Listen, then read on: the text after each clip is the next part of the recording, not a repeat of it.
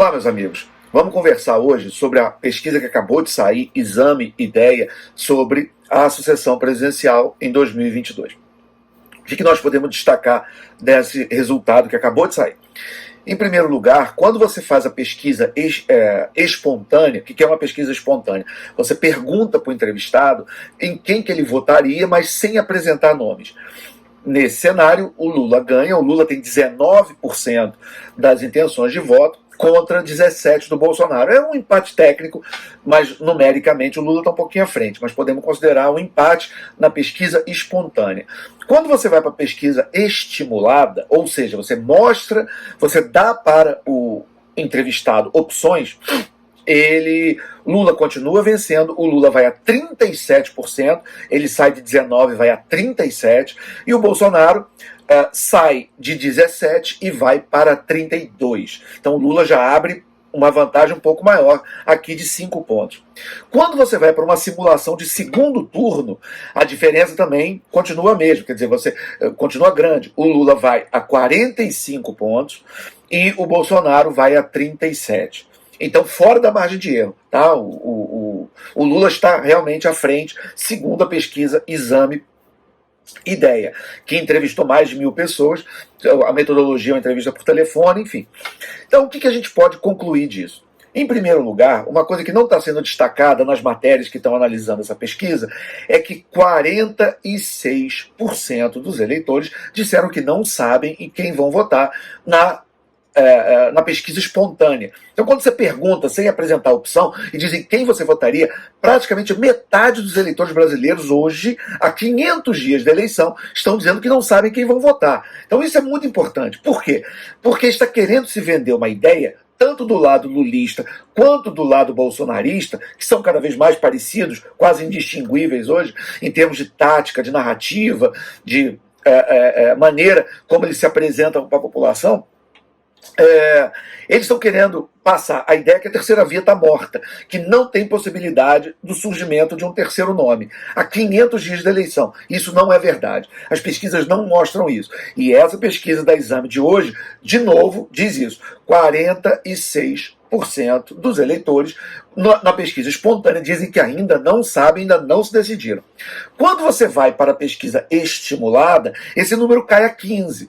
Então cai de 46% a 15%. O que isso quer dizer? Que quando você força a pessoa a escolher, aí sim, você tem aí 85% dos eleitores fazendo uma escolha. Mas isso no caso estimulado, se a pesquisa fosse hoje, tá? O que não é o caso, porque tem muito tempo ainda pela frente. Então, em primeiro lugar, a chamada terceira via, ou seja, o nem Lula nem Bolsonaro, hoje representa quase metade do eleitorado brasileiro. Então há, sim, muito espaço para o aparecimento de uma nova opção para o eleitor. Agora tem que aparecer, né? Quer dizer, não adianta a chamada terceira via ficar apenas fazendo reunião de gabinete, as portas fechadas, sem se apresentar, sem fazer campanha, sem oferecer para o eleitor uma opção verdadeira para a alternativa entre esses dois nomes que meio que sequestraram o debate brasileiro desde a queda da Dilma em 2016. Então, o eleitor está aberto, mas precisa aparecer, né? Essa opção precisa ser apresentada ao eleitor. Outro ponto importante, Lula lidera com folga, ele lidera bem nos dois maiores colégios eleitorais do Brasil, o Sudeste e o Nordeste. E o Lula perde para o Bolsonaro nas outras 3 regiões, Sul, Centro-Oeste e Norte. O que se pode concluir disso? É interessante porque o Sudeste e o Nordeste são vistos como extremos no espectro da opção política e da maneira como o eleitor se relaciona com a política e com o Estado brasileiro. Por quê?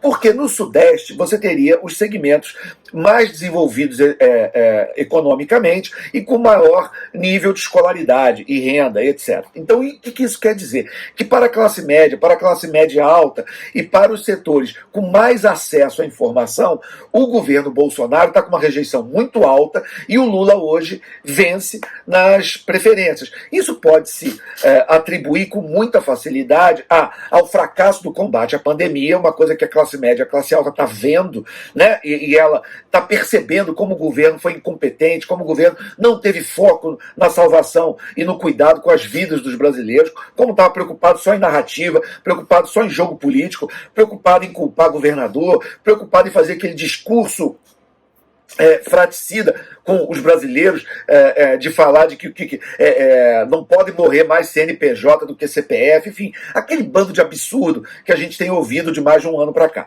Bom, então isso realmente corroeu parte da popularidade do governo Bolsonaro com a classe média e a classe alta das regiões sudeste e dos estados mais desenvolvidos e mais ricos da nação. O Nordeste é o outro extremo. Um tipo de eleitor que tem uma relação um pouco mais dependente do Estado. É um eleitor que quer e exige programas assistenciais, exige auxílios emergenciais, exige saúde pública, educação pública, enfim, ele é um cliente do Estado, ele precisa do Estado para complementar sua renda e para o fornecimento de serviços básicos. Esse eleitor que está no outro espectro, vamos dizer, ideológico, ou da relação com o Estado, ele também está rejeitando o governo Bolsonaro. Então, aonde que o governo Bolsonaro é mais popular e aonde Bolsonaro tem liderança nas preferências eleitorais? Seriam nas outras três regiões, sul, centro-oeste e norte, onde você pode argumentar que é um eleitor um pouco mais tradicionalista, um pouco mais conservador, que você tem uma presença de uma mentalidade um pouco mais rural ou fora dos grandes centros urbanos, e você tem uma relação com a política,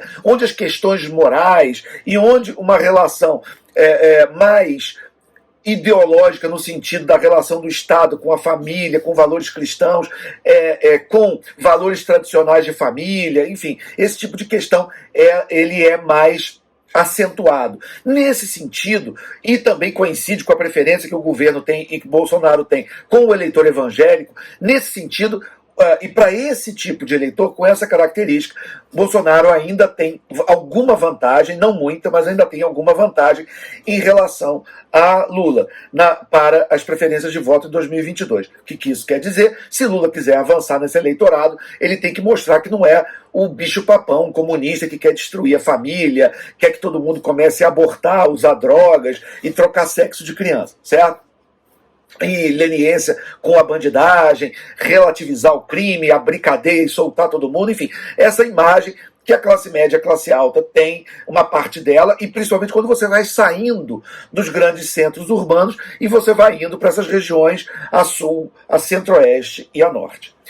Se o Bolsonaro quiser crescer no sudeste, para esse eleitor dos grandes centros urbanos mais ricos, o que ele tem que fazer? Ele tem que conseguir convencer esse eleitor que ele consegue liderar a volta do crescimento econômico e que ele é esse grande bastião dos valores morais contra um governo que tem toda que o lulismo tem esse passado essencialmente ligado aos maiores escândalos de corrupção da história do Brasil. Petrolão, Mensalão, tudo que você, leitor da Gazeta, sabe de cor e salteado. Bolsonaro também, para crescer no Nordeste, ele tem que provar que ele tem empatia com aquele eleitor, com os segmentos mais pobres e mais necessitados e mais desassistidos da população brasileira, o que ele tem realmente uma dificuldade grande. Isso é reversível? Tudo é reversível. Nós estamos, repito, a 500 dias da eleição. Um pouco menos, 490 e pouco. Então, a gente sabe que esse eleitor tem muita resistência, é o eleitor que tem mais resistência a Bolsonaro hoje. O eleitor pobre, mulher, baixa escolaridade e baixa renda do Nordeste, que no Nordeste você tem o segundo maior colégio eleitoral do Brasil, com 40 milhões de eleitores. Então não é nada desprezível. Quem perde no Nordeste tem muita dificuldade de se eleger presidente da República no país.